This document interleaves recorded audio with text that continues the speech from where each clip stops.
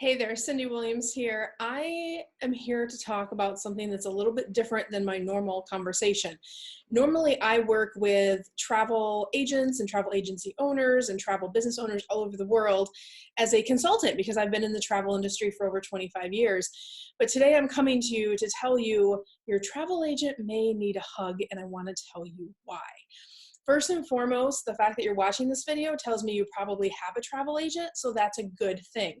That means right now during a crisis time frame, they are on the phone with suppliers. They are literally spending 2 hours, 3 hours, 4 hours.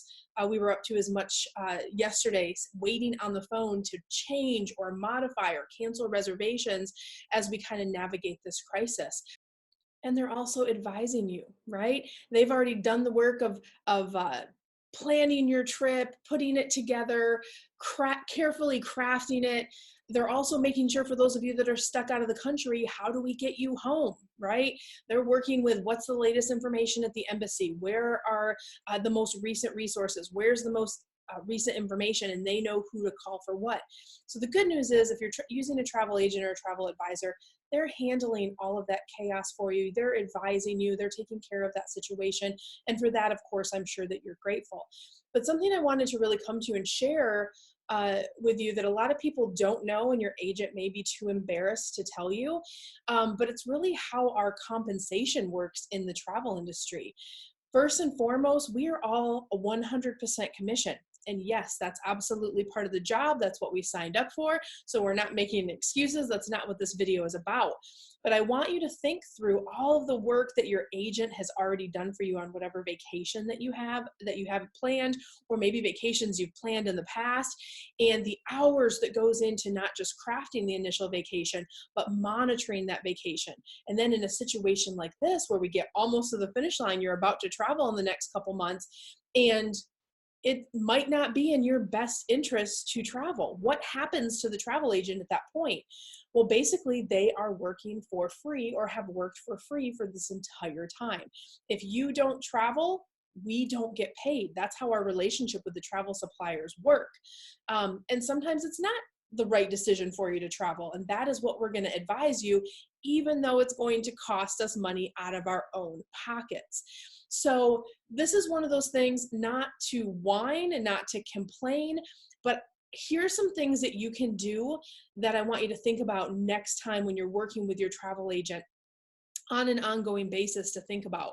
One, if you have a travel agent or travel advisor who's worked on a trip in the past, even if you don't have one right now, email them, send them some words of encouragement from your heart. They're going through a difficult time right now. Most of them are getting up before dawn, getting all the updates that we need to read on a daily basis, working with the suppliers, working with our back end channels to make sure our clients are taken care of, all while knowing they're probably not going to get paid for all of this work that they're putting in and the things that they're doing. Oh, it's so tough. So send them a little bit of encouragement. The second thing I want you to think about is, if your travel advisor or travel agent has a planning fee, you should pay it, right? Next time that they talk to you about that, this is the only measure that they have. And planning fees are usually 100, 200, 300, whatever, up to $500, whatever their planning fee is. If they are a trusted person to handle your vacation, that is the only compensation that they will end up with at the end if for some reason you don't travel, or if a situation like this arises, right? So you know the hard work that they've done for you. So when they ask, that should not be a big ask. That is really part of our protocols, and really any travel advisor worth their weight is charging a planning fee.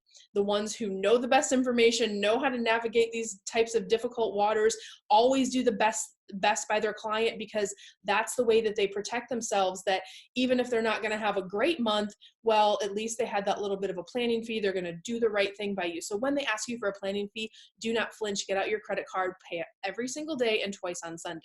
The second thing I want to talk to you about is who you're booking your travel through. I want you to think twice next time you think about going to a big box store or to an online travel agency, one of these big online travel agencies that offer these special deals and have all these terms and conditions, but nobody to call when the shit hits the fan. right? That they're blowing up this week because no one's answering the phone, no one's taking care of the customers, there's no one you can get in touch with. So what do you have to do? You have to do all the work. They're getting the commission, right? But you're having to do the work of having to call companies or travel suppliers directly or try to figure out what's going on with your reservation. No, that is why your travel advisor, you should book all of your travel through your travel advisor, even if it's a little bit more, even if they're not giving you a toilet paper coupon at a big box store, right? That is such small potatoes for a lot of times that the difference it is in packages where they are doing what I call like bulk sales, but no service. Skip that cut rate stuff. When something like this happens, it's important and the health of your family is in question, or you need to make big decisions about your vacation investment, which, let's face it, most average consumers are spending $5,000 to $10,000 to $15,000 on your vacation. Do you want to trust that to just anyone? No, that's why you work with a travel advisor. So skip the big box, skip what we call OTAs, the online travel agencies, and work with a travel advisor who cares about you as a person, who cares about your family, who right now is putting their family and taking food out of their children's mouths to give you the best advice to protect your family. That is the difference of what travel advisors do. That is why you should use them. And that is why we have job security and we're not going anywhere.